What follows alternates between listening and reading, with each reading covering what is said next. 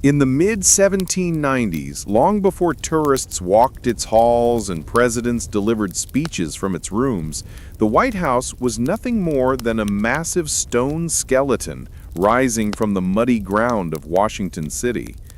But one cold autumn night, America came closer than anyone realizes to losing the future home of its presidents before the first family ever stepped inside. Construction had been going on for years. Irish stonemasons carved the sandstone, laborers hauled timber, and engineers inspected every corner. But in November 1797, a powerful storm rolled across the Potomac. Winds tore through the unfinished city, ripping scaffolding from the walls and slamming them into the fragile structure.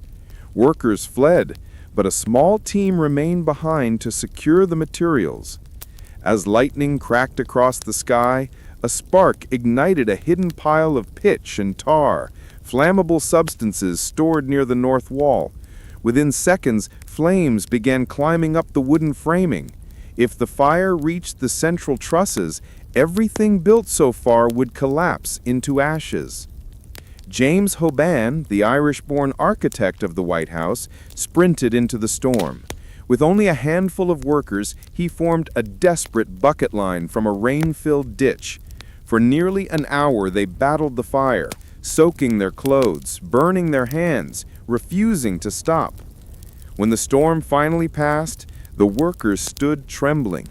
The north wall was blackened, several beams were ruined, and the entire project had come within minutes of total destruction.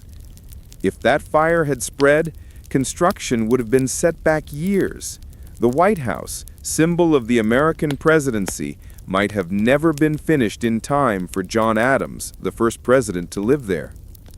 Most Americans have never heard this story, but on that stormy night in 1797, a few brave workers saved the building that would one day define the nation.